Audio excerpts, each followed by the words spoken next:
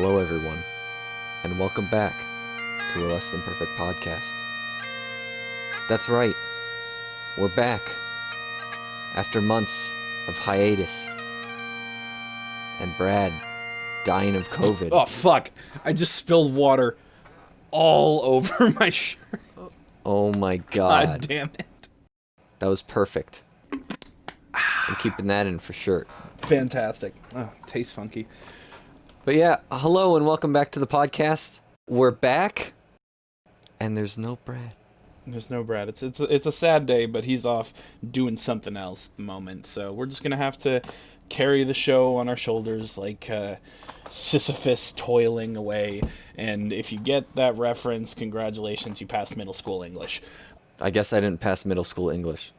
Our last recording was on February 27th. Today is July 15th, so it has been a while. Oh my god, it's actually been 5 months. I'm Ben. And I'm Carter, back for a third return appearance. Last time I talked about dog shit. Really? And this time, yeah. Dang. It was exhilarating. This time I'm going to talk about pineapple coom. Well, I'm interested to see what that is. But first, let's talk about what we've done between podcasts. This is going to be a longer segment than usual. Jesus. What have you done since February, Carter? I drove across country because, I go to school out in New York and drove back here 4 days. Nothing too crazy. Got a flat tire along the way, but, got it fixed up pretty quick, and it was pretty uneventful. But, I love driving. I love driving across country. I'm driving back in a few days, actually. I was going to say, you better love it. Mm-hmm. No, I really like it because I just get to listen to better podcasts and no one talks to me, and it's really as good as it gets. No, I love American geography. Nerd alert! I just added so many sound effects. Wait, what? Anyway. But I'm looking forward to driving back. This time I'm going a little bit more northern route than I did last time, so. You think it's safe to go back? No. But I'm quarantining for 2 weeks, and I figure that in 2 weeks' time they'll have shut it down again, and I'll get to drive back. That's... Oh my god. That's. I don't know if that's optimistic or what. It's a nihilistic optimism. I'll go with that. But yeah, so for the most part, it's really just been back here, been working at my parents' ice cream shop, which is just been retrofitting it to deal with COVID, which is always interesting. Making it just kind of run more like a normal restaurant, except we just take orders out the front door, and it's been interesting. Yeah. And I've been playing a shitload of Escape from Tarkov, which is a beautiful, terrible game that I don't have fun while playing, and I can't stop playing, and please help. I need to get so many rubles. There's no hope. And what about you, Ben? What have you been up to? Animal Crossing. Nice. That's it. It came out in March. Plug your island or whatever. Can people come and visit that? Oh, no. Don't. Don't? I'm remodeling it right now. Okay. I spent so long making the front half of my island look so nice and so good. And I kind of put the back half on the back burner. Mm-hmm. And now it's just like an empty plain that I have to fill up with stuff. So I'm in the process of doing that. Nice. But yeah, that's been the main thing. Also, I got a new dog. So we don't just have Jack anymore. Thank God. Now we have 2 shitty dogs. Oh, even better. Because right before quarantine, right before the shit hit the fan, we decided that my sister needed a therapy dog for some reason. So we went to PetSmart, and they had a bunch of puppies outside of PetSmart, and my sister saw one she liked, and we bought it the same day without thinking about anything. Uh-huh. And then we just had this new dog in the house, and Jack was not happy. Mm-hmm. We realized that we probably should have had more dogs around him, or brought him around more dogs, because he was not happy. I'll tell you that much. Her name is Hazel. She's a mutt, if I've ever seen one. She looks like an American Staffordshire Terrier, if you've ever seen one of those. but she also looks like a pit bull and a chihuahua. It's pretty wacky. It was nice though, like having a dog to start from scratch from, but I did realize that we were the reason Jack is so messed up because we ruined this one too. Everybody had their own way of trying to train the dog, and in the end it just made the dog confused. And I mean, she knows a lot of tricks, but she's really bad at listening, and wherever she goes she just wrecks shit because she's got such a big floppy tail. I didn't realize how long the puppy phase is because she's still in it and we've only had her for 3 months and it feels like forever. I also had my 21st birthday where nothing happened, and then I haven't gotten a haircut in months, and my hair is the longest it's ever been in my life, and I'm kinda into it. My parents are not. No, send it, dude. You gotta, fuck the system. Go with it. They keep calling me a hippie. Exactly. Just go with it. Time to live your truth. So, I guess we don't really have stuff to go over since last week. Mm-hmm. Because it was months ago. I'm fairly certain we talked about dog shitting in line with a compass. Yeah. Well, the last thing was listening to a song by Ozzy Osbourne, I think. Huh. And then Brad said to play Dreams, which I wasn't going to buy. But I did get Outer Wilds, which is one he suggested before. Mm-hmm. And I fucking hate it. It is the most frustrating game I've ever tried to play. What? So it's a game where 9 out of 10. Shit, okay. you're in a spaceship and you go around to these planets, and each planet is like a little puzzle world.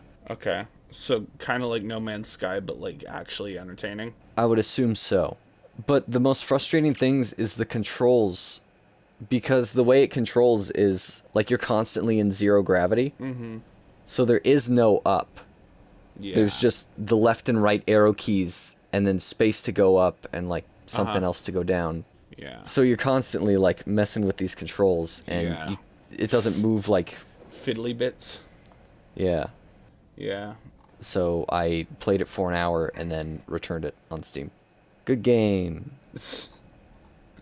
Oh wait, no, I played it with a controller. Oh, that might be it. And it was still hard. No, they suggested that you play it with a controller. Oh boy. Yeah. So, well, that sucked. That's unfortunate. At least I had Animal Crossing to go back to. You should just get Tarkov. That's just come be miserable and just fucking be a dirty rat like the rest of us. And with Tarkov, I get so stressed out just watching you play. Exactly. It doesn't get less stressful. It gets more stressful the more you play it. I know. I feel like I'd have a really bad time, but it could make for some funny moments of me getting really mad. Oh my god, it's fantastic. It's such a high learning curve though. So unless you're down, I don't know if I can honestly recommend it. Yeah. Maybe I'll get it when I get a new gaming PC or whatever. Yeah, that's probably the way to do it. Because right now my computer could not run it. Yeah. Well, now let's get down to the nitty-gritty. What did you learn this week, Carter? I learned that pineapple I didn't learn that it contains the enzyme bromelain, but I did learn what happens if you try to tenderize eye-round steak using bromelain. Tenderize what steak? Okay, so on a cow, there's different parts of the animal are different. There's different parts of the animal are different. Okay. Different parts of the animal are different. Yes. And the basis of that is that different parts of the animal get more work. So, for instance, the ribs don't get a ton of movement. The tenderloin doesn't get a ton of movement, so it's a pretty tender piece of beef. Mm-hmm. The round, or the ass of the animal, the big old honking chonky boy at the end of it. Yeah. The top of the back leg gets a lot of exercise, a lot of exercise. So there is a steak part of that. So it's called the eye round, or the eye of round, and that is just this fucking nasty, tough, big hunk of muscle that is just really, most people only roast it. Like that's slow roasting, like roast beef or is made out of it sometimes. Sometimes like really slow cooking times, long cooking times will eventually make it tender. Mm-hmm. And even then it's still like Tough. even then it's Tough still meat. on the tougher side if you get like a big hunk of it. So that's the eye around. Then there's pineapples. And pineapples have an enzyme in them. The enzyme is called bromelain. It can be used to tenderize meat. And I was thinking, hey, I want to make some steaks. I'm broke. Eye around's dirt cheap compared to other like beef, which is super expensive right now. Mm-hmm. So I'm like, you know what? I'll buy that and a pineapple. Try and like marinate that a bit and see how that goes. And now you see, like, before you freak out about it, listeners, it was only going to be, I only did like a hour and a half to 2 hour marinade. Not like a long time marinade, because it would just it would tenderize it to the point of no return. I'm so glad. Yeah, who knows what would happen at that point. Well, I actually know. It would just been worse than what it turned out to be, which was that, so it went in one color, and then it came out of the marinade a different color. Oh. And it was definitely a more cooked color. Green? No, like grayer. Oh. Oh, no. And I looked at it, and, like, it was still pink. It was just lighter pink for the most part. So I'm like, you know what? What's the worst that can happen? So I get all the pineapple off of it. I season it. I pat it dry, season it, do the whole thing. And then I get a cast iron pan, nice and hot. Get some butter in there, get some salt, get some thyme, and then just sear that bad boy. And it didn't. Like, it would not sear at all. What is searing? Searing is when you take a piece of meat and when you put it onto a very hot surface, like a pan, it will form a crust from something called the Maillard reaction, which is basically the reactions that the sugars in the meat have to the heat, and it like caramelizes and gets this really nice crust on it.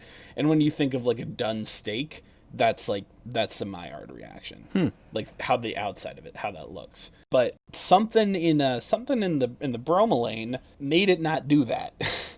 Like the thing is with bromelain is enzymes kind of cook whatever, if they come in contact with meat, they cook it a little bit. Mm-hmm. And like almost corrosive, like corrode it. Yeah, I guess you could look at it like that. Because I would assume pineapple juice is acidic, or enzymes are acidic. It's not really acidic. It is more like, I don't know if acidic is really the right thing. It's closer to digestion. Which is acid. That is acid. It's not really like, how to put it. How does Yeah, it's just a chemical reaction. Yeah.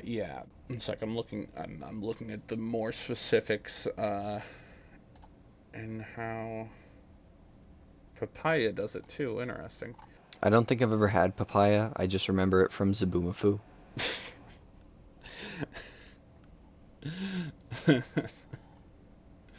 Interesting. It was a very fictional fruit to me. It's pretty good. It's pretty good stuff. I've had it with avocado and some olive oil, and it's really nice.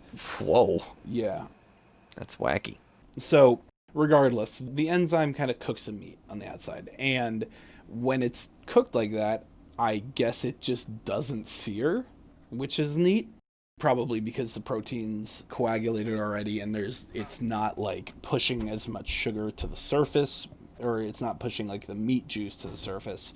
So there's no Maillard reaction happening at the surface of the meat.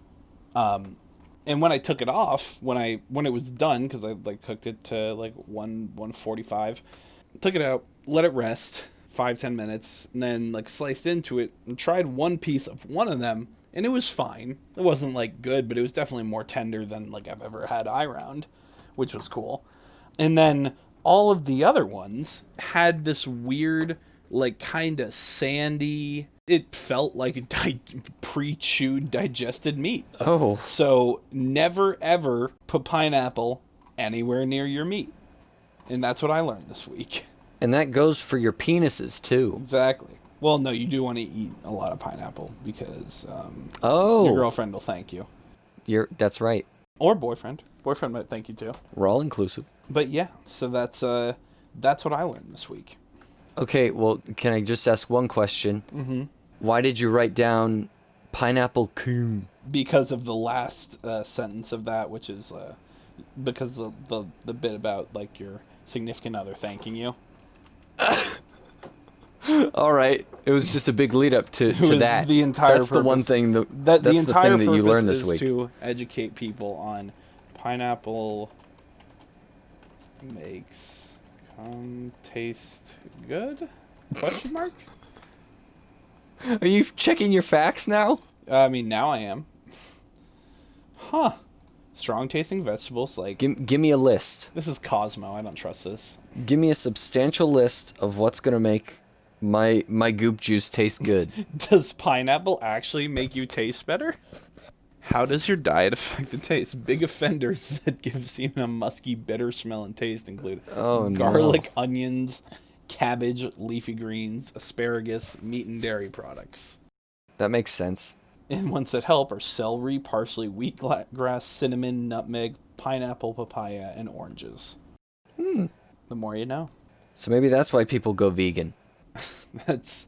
I'm not doing this bit anymore.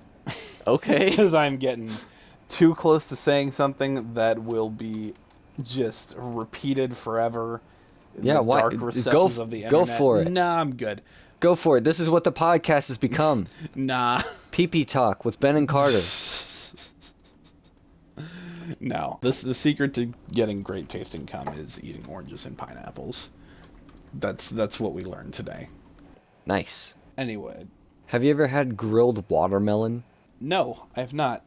I've seen it. Have you ever heard... Oh, okay, I've seen of it and I've heard of it. I just haven't tried it. It comes up enough to where I think it might... It's got to be something. Like, they got to be onto something with that, because I've seen it all over the place. I want to try it. Yeah. Because after trying grilled pineapple, I think I'm open to trying it. Grilled pineapple is fantastic. Grilled pineapple is so good. Yeah. What did you learn this week, Ben? I think out of everything that's happened within these past few months, this past week I learned that I'm a nihilist. Mm-hmm. I'm 100% a nihilist. Oh, boy. The fucking government, man. We can't trust it. Mm-hmm.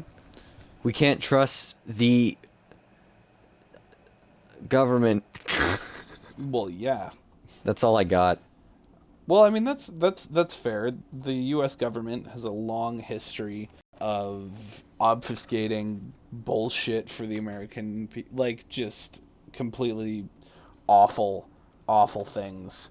It's pretty crazy how all this stuff that we're not figuring out, but just kind of... Resurfacing? It's not that it's resurfacing, it's just that people are realizing how crazy of a system that the American system is.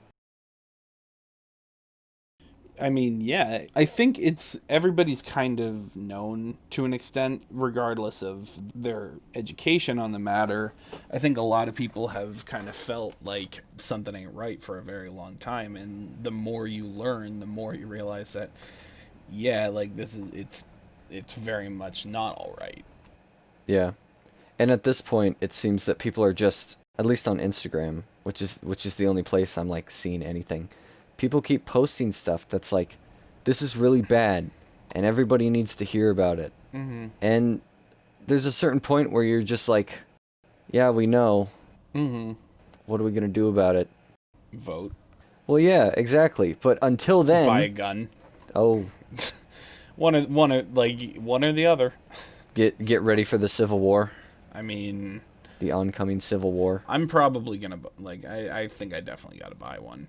Yeah, but what would you use it for? Just, I mean, hunting, to be honest. Like, I want to get some pigs. Oh, okay. And by that I mean police officers. Shit. I do not mean. I mean both, actually. Okay. I mean, I definitely I do mean both. Yeah.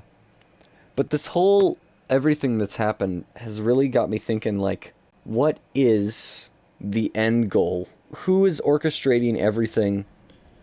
Because I feel like somebody is. This is all part of somebody's master plan to do something.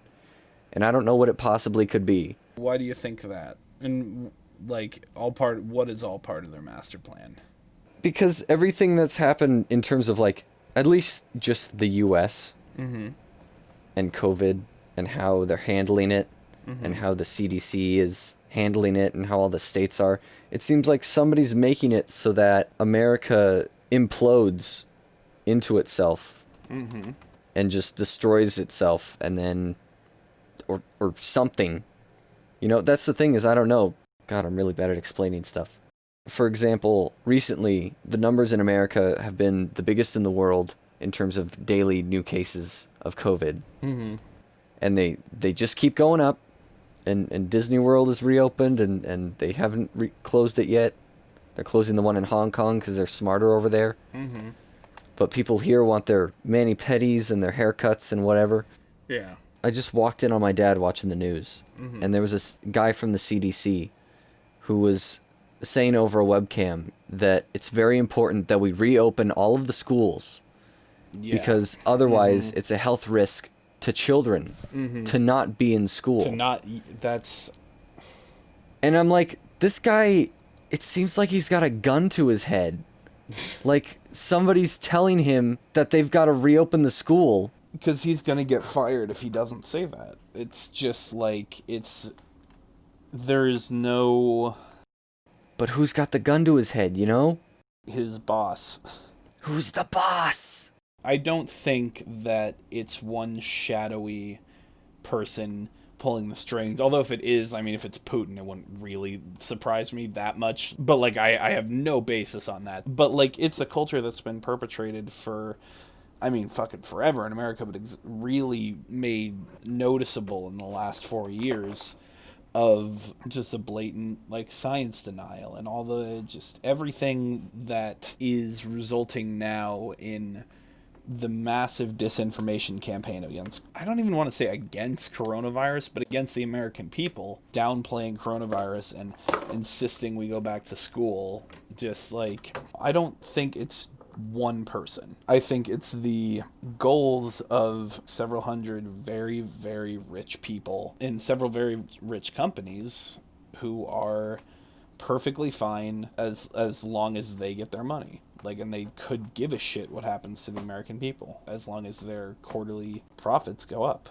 And as long as they keep making money, whether it's through, like, the multi-billion-dollar bailouts or if it's, like, cutting worker costs or whatever. Like, they do not give a shit. They are willing to pay off politicians to do it. And it's just, like, I don't think it's just one person. It's just what we've become okay with. It's just the way society started. Yeah. What it was built around. Well, partially on that, but, like, yeah, I mean, it was built on that. Because it makes sense in a capitalist society, you know, because capitalism is like money is more important than being social, which is socialism. I guess, yeah, you could boil it down to that. I don't know enough about, I will admit that I don't know technical definitions, but yeah, capital, if you're literally looking at the root of the word, like, social like needs versus capital needs, and it's a system based on capitalism is a system based around promoting capital needs over social needs. Socialism is a political and economic theory of social organization which advocates that the means of production, distribution, and exchange should be owned or regulated by the community as a whole. Whereas capitalism is an economic and political system in which a country's trade and industry are controlled by private owners for profit rather than by the state. So, yeah, instead of making it a community thing, it's owned by one person who makes the most money, and that means they're in charge of the rules. Pretty much. Then I get to thinking about, why do you need so much money? Because they can then use that money to get more money. For what? Why? So they can have the most money. So they can ensure that they will never have to deal with consequences of their actions, that they will get to live in luxury for as long as possible, and they will get to ensure that the rest of their family lives in luxury. I honestly don't believe that any people in the 1%, like, have empathy. I mean, with the exception of, like, multi-million-dollar philanthropists and stuff, they have to have some empathy, but I don't think you can be a conscientious person with empathy and be a multi-billionaire. In Beowulf, there's Grendel. So in Beowulf, the hero Beowulf goes and fights this monster named Grendel, and the book Grendel is a response to that, came later. At one point, the titular character, Grendel, he's a monster. He's wandering around, and like the whole story is getting like beat up, and he's getting like chased off by villagers and all this shit. And he eventually goes and meets this dragon, and Grendel's like, hey dragon, what the fuck do you do to be happy? Like how the hell can you get people to stop fucking with you? And the dragon says, well, what you do is you get a pile of gold and you sit on it, and that's it. And I think there's a sort of dragon mentality in like the uber rich, and the like, it's so far past basic survival that it's just for the point of satisfying greed. It's just, I need more money because I need more money. Yeah. And I mean, I'm totally guilty of that mentality too. I'm pretty sure a majority of Americans are, just because that's how we were taught to think, you know? Yeah.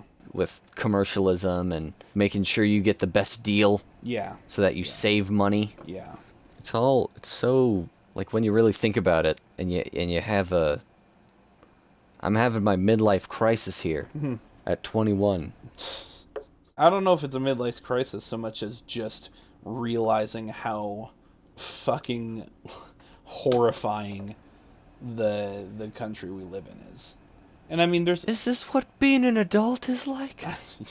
I guess. And I mean, there's a lot of great stuff. There's a lot of very, very great people in this country. And there's a lot, like, I think the majority of people don't want this kind of shit to happen and don't have the dragon mentality.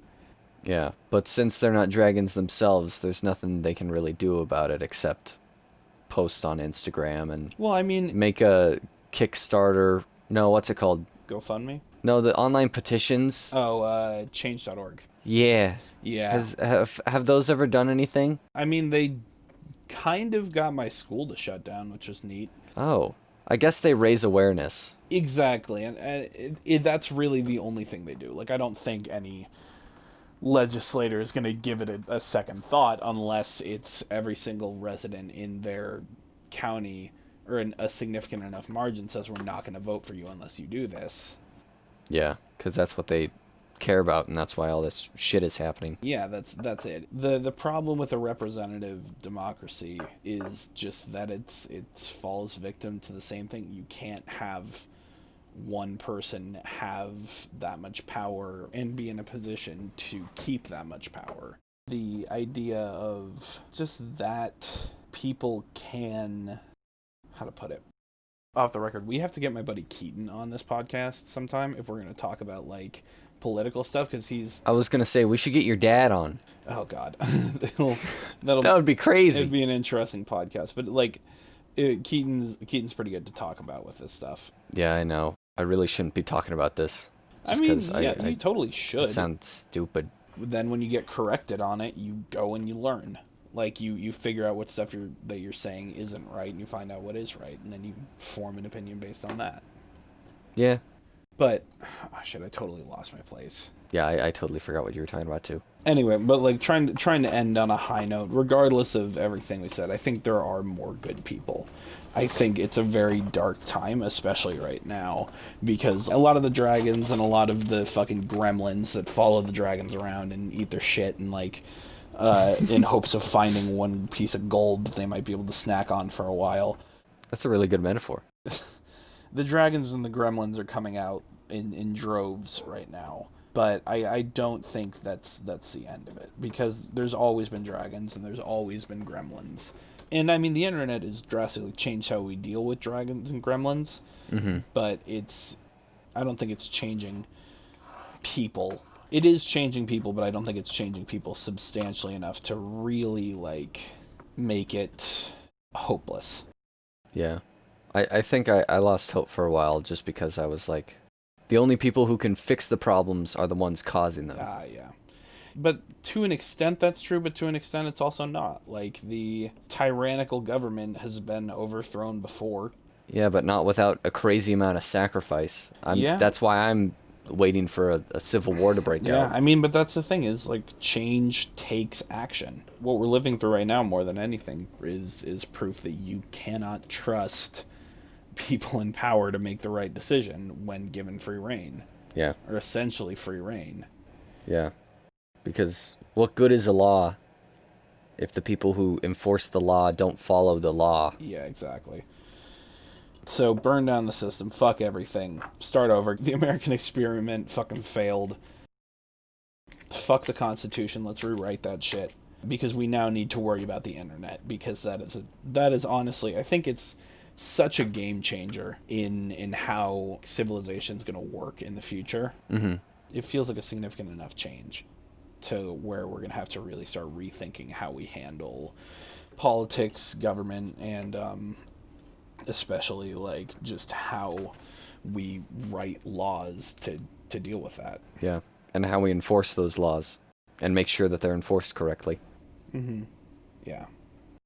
And that was our cool new segment, less than politically correct. I don't like less than politically correct. I like less than political, like or something like that. But the politically correct. That's assuming I'm not correct, That's fair, yeah. because I assume I'm not correct when it comes to political things. That's fair, but it kind of has the same aura as like, oh, I'm not being politically correct because those fucking libtard. Like that's what I think when I think politically incorrect. Oh. Do you know anyone who's like super, is it far right is Republican? Yeah, far right is Republican.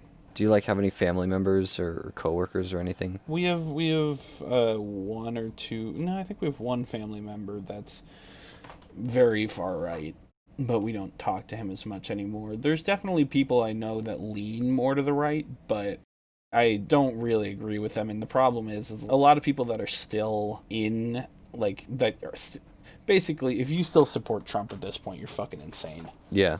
You're brainwashed. Yeah, and I mean it's just like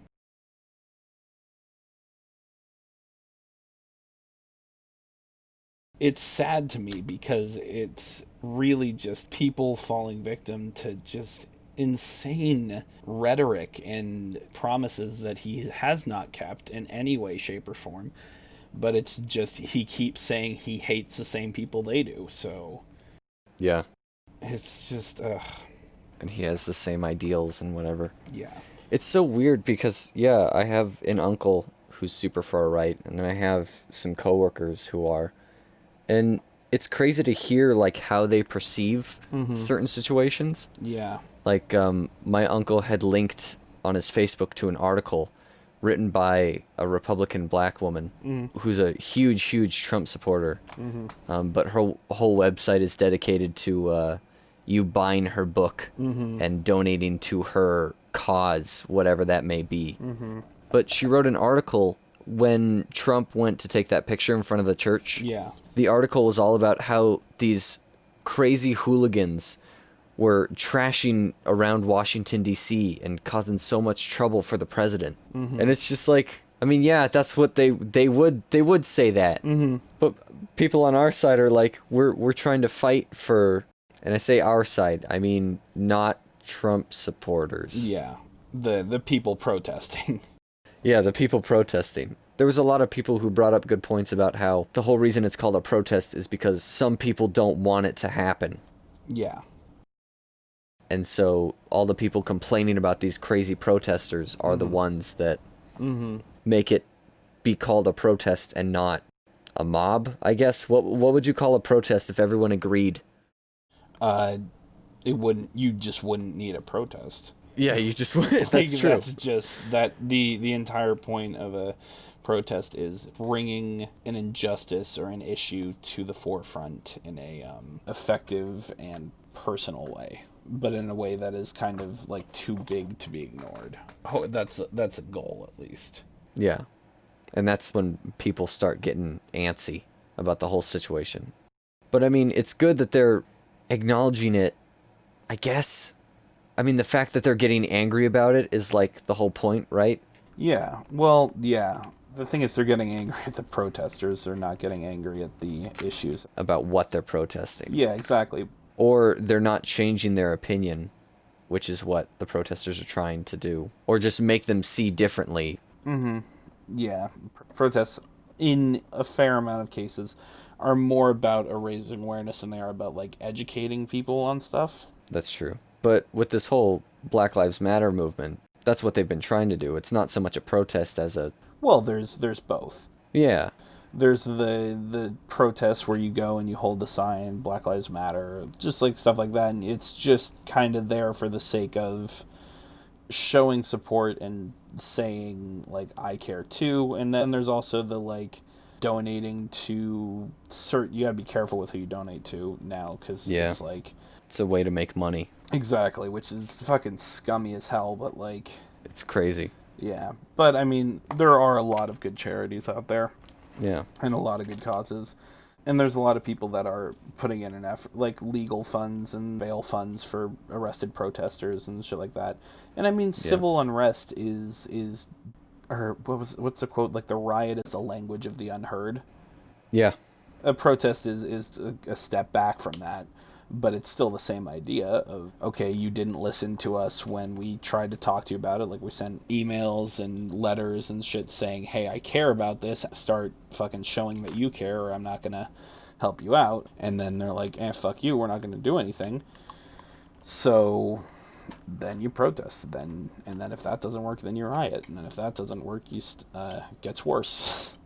Go to war. I mean, I'm sure... Civil war. Civil war. It's... I was honestly so scared that, like...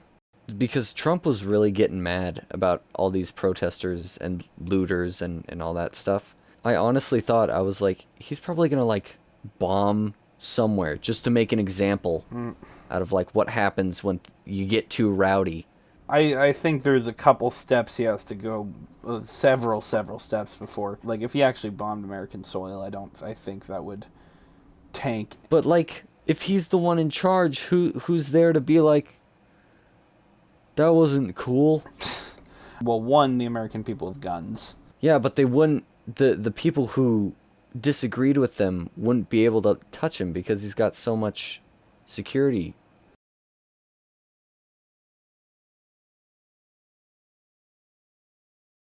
Yeah, like he's got the National Guard.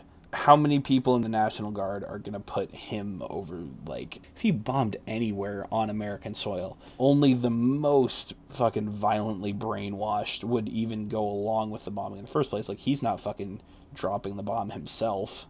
To be honest, I don't think he has any authority to do that. I don't know. He's the commander-in-chief. I mean, I guess he could tell someone to bomb them, and then they'd be the one to be like, no. We're gonna get put on a watch list for searching, can Trump bomb... I'm already on a fucking watch list.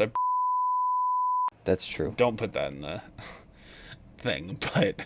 No, President Trump, you can't bomb a virus. What? That's the name of this article by Will Bunch. Will Bunch. The Insurrection Act of 1807 is the United States federal law that empowers the President of the United States to deploy U.S. military and federalized National Guard troops within the United States in particular circumstances, such as to suppress civil disorder, insurrection, and rebellion.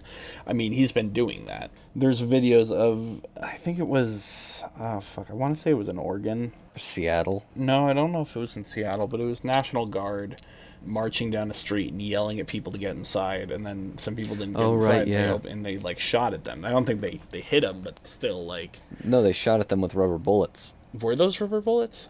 Yeah. Oh, shit. And rubber bullets, that's another fucking thing I have an issue with. Like, rubber bullet makes it sound like a bullet made out of rubber. It is a fucking slug wrapped in... Yeah, it's like a small fucking grenade. Like, wrapped in silly putty. Like, it's fucking nothing. All the goddamn weapons that they have are so crazy. The kinds of deterrence they're using, it feels like the escalation of video game enemy villains. Mm-hmm. So you start off with the grunts that got pepper spray, and then you got the level above that, which are like the grenade launcher guys with the rubber bullets. Mm-hmm. And then you got like the tanks with the what are those things called? They're like giant speakers. Oh, yeah, I saw a video of those. They're like sound things. Fuck, What are those called? They're like LRAD. LRAD. Oh yeah, LRAD. Yeah, but like, Jesus Christ. Long range acoustic device.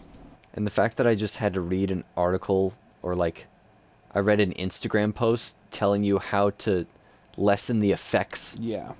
of an LRAD just in case. I mean, they're doing a good job of making me scared not to protest. I'll tell you that much. I mean, that's just giving them what they want. Exactly. Cool stuff. The coolest stuff. Well, I guess we'll continue to have this segment on the podcast. Or maybe not. Maybe every now and then. Who knows? Okay, it's done. It's time for fan mail. Oh boy. So we actually got some questions between the last episode of the podcast and this one. If you remember, Brad and I did an episode answering a bunch of Miranda's questions. Mm-hmm. Miranda asked a whole nother group of questions that I think we could just go over really fast. Okay. This question is again from Miranda and also from Ryan. Also, where would you like to travel to?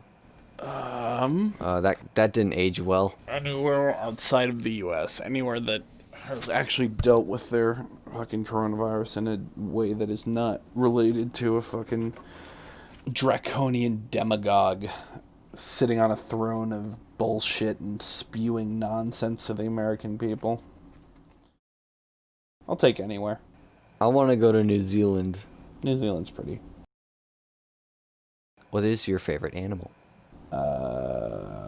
Bear, I'd say. I like bears. Bears are pretty great. Raccoons are a close second. Those are also very good. Those are very good. We like those. What about you? I'm pretty sure I had this conversation with Brad because I brought up that wacky little dinosaur. Pachycephalosaur? Which one? No, it's... I mean, if I want to find it, it's going to take me a second. Hang on. I'll probably just put it in. So act surprised, like, oh. Oh, that one. Gotcha. Yeah. That's a neat right. little guy. Thoughts on dolphins? All I can think of is fucking Jotaro. Oh, no. It's weeb shit time. Now you got me thinking about Jotaro. It's fucking Jojo and his dolphins. This marine biologist, dude, loves his dolphins more than his daughter. That's our man. Do you think season 6 is ever going to come out? Of course, yeah. Season 5 was fucking huge. And season 6 is, like, it's not as well liked, maybe, but it's still, like, part 1 wasn't well liked. That's true. And that fucking got made. And also season 6 is integral to the rest of the other seasons. Absolutely, you can't just go straight to Steel Ball Run. Yeah. So that's what I think about dolphins. That you can't go straight to Steel Ball Run. I think they're cool, but they should really stop raping. Yeah, I think if fucking Japan stopped killing them as much, and China, I'd feel a little bit more worried about the dolphin raping, which is still terrible. I thought you were gonna say if Japan wasn't killing them as much, maybe they wouldn't be raping so many people. The internalized angst of dolphins. Jeez. Who knows? Yeah, now I really don't like dolphins. God. I don't have a strong opinion on dolphins. I like the pink ones from the Indus River. Those fuckers look weird. Those are cool. They look like fucking scalp dicks. They're very unpleasant looking animals. Carter and Brad, can you please convince Ben to try toppings on his burgers other than meat and cheese? No. Although, wait, maybe what I would recommend, like, okay, so, like, you're probably expecting some, like, put a tomato on it, put a lettuce on it, put a onion on it. Fuck that. No. What you need to put on it is Olive an onion oil. ring. Oh. You need to get some onion rings, slap those bad boys on there. You need to get some garlic aioli, put that on there. You need to get a Parmesan cheese crisp, whereas you grate Parmesan, you put it in the oven at, like, 300 for about 5 to 10 minutes until it melts into a little puddle of goo on the bottom. Then you take it out, you let it harden up a bit. You take a spatula, you slip that bad boy off. It's a little cheese disc. You put that on top of the burger. Then that with a little bit of garlic aioli and maybe an onion ring, or maybe just a little bit of onion. That's like, I think, the way to do it. Other shit gets in the way of the burger. The burger is about the burger. It's not about the bullshit. It's about accentuating the qualities of the burger. And you can do that with a Parmesan cheese crisp, a little bit of garlic aioli, and some ketchup. To answer your question, no. Oh. I will not do that. So you're not going to convince me to put an onion ring, Parmesan crisp, and some garlic aioli on my burger? I don't need to convince you because it's objectively better. Oh, I see. You can have a worse burger if you want. Oh, okay. But that's up to you. All right. Fair enough. And then the final question, who's your go-to on Smash Bros? I used to main in Melee. I think I did Mario for a while, but then I switched to Fox because 20XX, everybody's going to play Fox eventually. Then in Brawl, I mained Ike, but that was only ever a party game. And then in Ultimate or Smash 4, I didn't play that much. And then in Ultimate, I mained Mewtwo because he was really fun. I think I've only ever won a game as Bowser, so he's my go-to. Or the Wii Sports Lady, just because I like her. That's it. That's how we smash. And that's the end of fan mail. I think with that, we've come to the end of the podcast. Is there anything else you want to talk about? I don't think so. Well, all right. So, what did you learn from this episode, Carter? What's your one big takeaway? What I learned from this is that I need to learn more about political systems so that I can more effectively talk shit about Donald Trump. I learned that vegans have good taste in cum. Yeah. That's why they do it. Before we... Check us out on Spotify. What? No, hang on. Hang on. Okay. Before I plug all of our stuff, I want to plug a Friends podcast. My two friends, Jackie and Carly, just started their own podcast, and I was on their second episode as a guest star. It's called Sisters from Different Misters, and you can find it on Spotify. They have everything set up. You can look up Sisters from Different Misters online, and you'll find their Twitch, their coffee page, their website. They have a domain. You can find them at sfdmpodcast.com. And also, I'm making an art video, so look out for that. And if you want to email us any questions for fan mail or comments about our terrible political talks, you can email lessthanperfectemail@gmail.com. There's no A, it's just lessthanperfectemail@gmail.com. You can find us on YouTube at youtube.com/lessthanperfectvids, or find us on Spotify. You got a catchy end line, Carter? Eat pineapple, make your fucking meat soft. Nice. No, that was garbage. No, that was pretty good. I'll keep that. Unless you can think of one really quick. Nope. Pineapple make your cum taste good. Catch you later, everyone. Okay. That was something.